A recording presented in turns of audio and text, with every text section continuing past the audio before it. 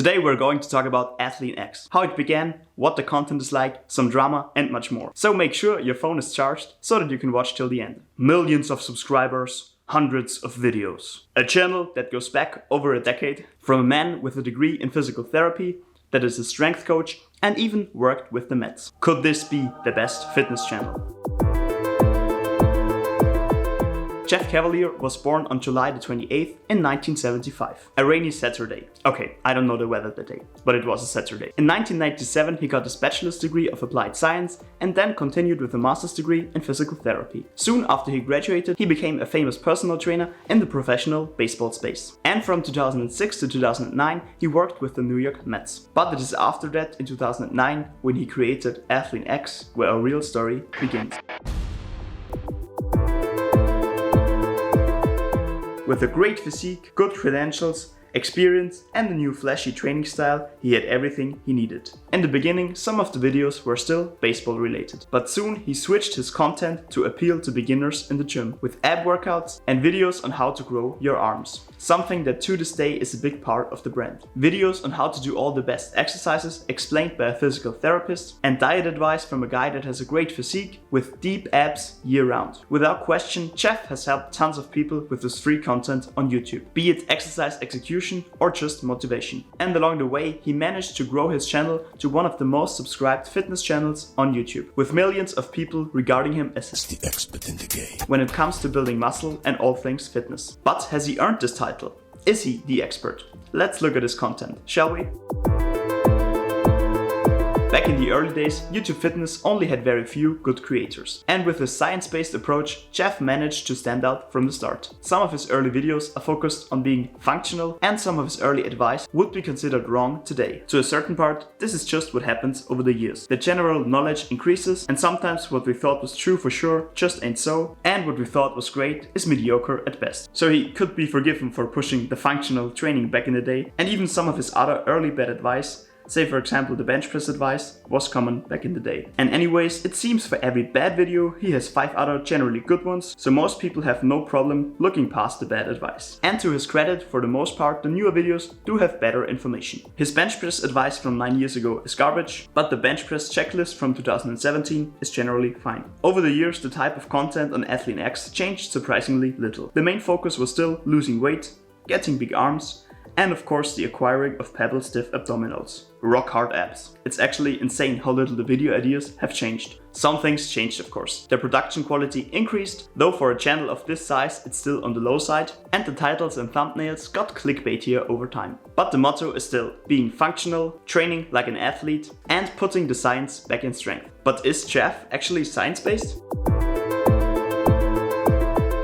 Well, by me using air quotes before, you might have already guessed that I don't think so. Tough to say if his earlier content was science-based by those days standards. Might have been, though I don't think so. His tips are certainly not all anecdotal, so it was science-based enough for 2010. And he definitely knows his biomechanics, and I think he does a great job teaching the basics of biomechanics to beginners. But as of today, it is laughable that he still calls himself science-based. I can't recall a single time he used a study to base anything on. His views on injury and pain is very close-minded, and his supplement line is still selling BCAAs in 2022. This title of being science-based is based on absolutely nobody! Getting a degree does not mean everything you say is science, especially if you got your degree decades ago and are not keeping up with newer findings. Many other creators have pointed this out by now, but Jeff and the Athlean-X channel are what you call too big to fail. He doesn't even need to respond to any of the criticism or change anything he does. And so most of his fans never come across any of this criticism and therefore never learn real science or the fact that Jeff is not omniscient. But we will.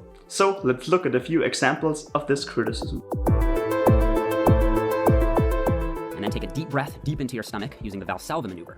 Now do it the way I'm showing you here. Breathe out and tighten down. Contract your abs forcefully. Be conscious of how hard you're contracting your abs. Make sure that you've expelled the air. Breathing out before you squat is absolutely wrong and can definitely get you injured, especially as the weights get heavier. It is bad information. Some people, and I've actually even seen this instructed, will say, it's funny to even say, breathe out on the way down. Now do it the way I'm showing you here. Breathe out and tighten down.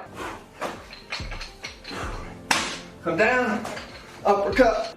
The thing is that overloaded sports movement can actually mess up technique and the actual exercise. And he has this guy perform lunges combined with what he calls a high pull. And I air quote that because what he calls a high pull isn't really a high pull. The rowing action he recommends here requires using a super light weight, which basically renders the lunge pointless as far as leg strength and hypertrophy would go. But if you're somebody who's a seasoned lifter, some people argue you can't do any of this at all. Those are the unintelligent people that say that. The best weapon we have as bodybuilders or powerlifters or people trying to get more muscular for muscle gain is a hypercaloric diet. The biggest weapon of fat loss is a hypocaloric diet. Trying to do them at the same time makes both of them needlessly more difficult. Those are the unintelligent people that say that. In his quote-unquote perfect leg workout, he literally recommends doing single leg split squat jumps to failure. How can we build power by working to failure? That's like cardinal sin number 1. He touches briefly on power cleans very occasionally, it seems, and from the clip I found, he doesn't really know how to perform the exercise properly, which tells me it's not really something he knows very much about. And he definitely doesn't know how to hold a barbell overhead properly. I found a clip of him doing overhead carries with a barbell, and he doesn't have the bar locked in the overhead slot at all. It's just kind of hanging out there, elbows bent, halfway in front of his head. So I'm advising you to ditch the weight belt. Overuse of this is just going to make inactivity of the transverse abdominis and it result in a weaker transverse abdominis. What you hear all the time is if you wear a belt, that's a crutch, you should just strengthen your core. But in general, you don't see that. Most of the data that actually does support that shows what we would call a clinically insignificant difference in muscle activation as based on EMG or other similar analyses. So you have it a little bit loose so that now you can push into it and then have that pressure against the pad, which is pushing back in the opposite direction. It's giving you that extra torque and spinal stability.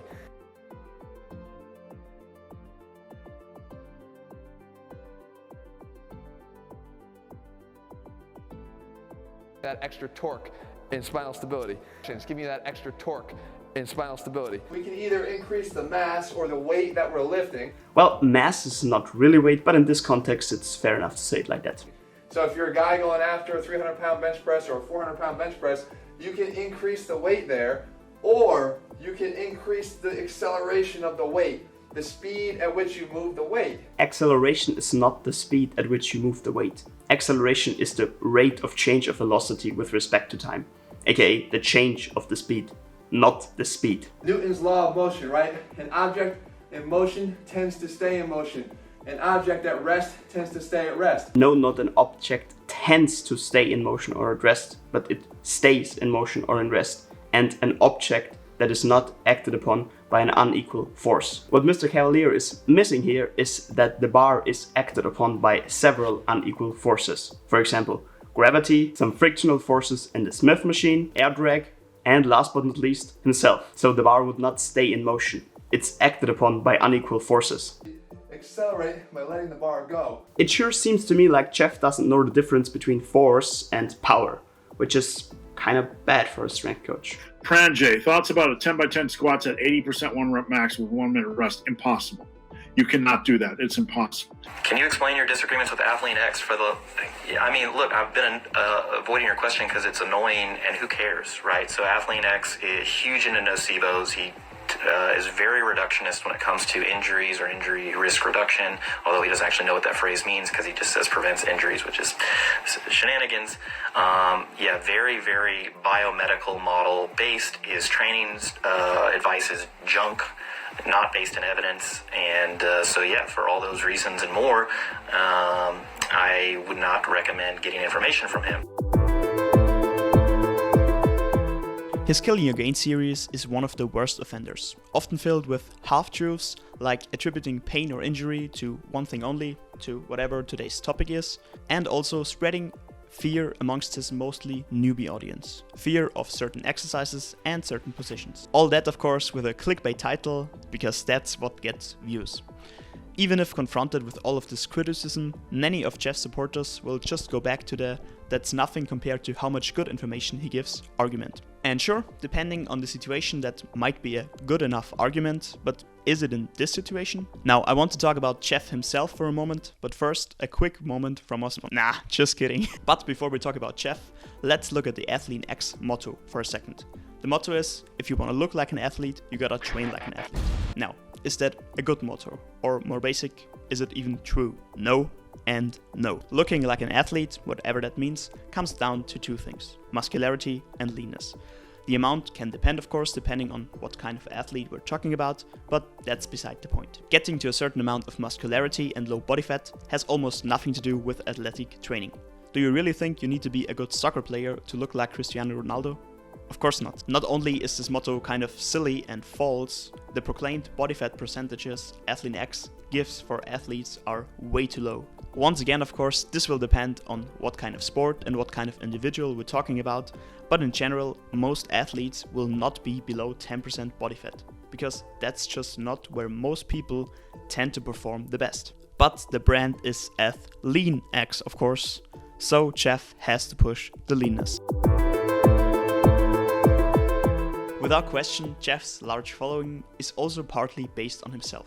He's quite muscular and strong, he's very lean with clear abs all year round, and he does all this in his late 40s. His abs alone would make many guys listen to him, and combined with the fact that he is also a very competent speaker and stays this fit this late in life, and he becomes the fitness god for beginners. But is he a good role model? Let's start with his strength levels, or rather his fabricated strength levels. If you watch different fitness channels on YouTube, you might already know what I'm talking about, but if you're not that well read in the YouTube fitness scene, then I will just explain. In many videos, Jeff uses fake 45-pound plates to make his lifts seem more impressive than they really are. Now, this might still be okay if you do it in an educational video and you're not actually claiming to lift X amount of weight, though even then it's kind of shitty, but that's not what happened, or not just what happened. Jeff also uses fake plates and then lies about it and claims he lifted X amount. Lifting fake weights for a photoshoot is one thing,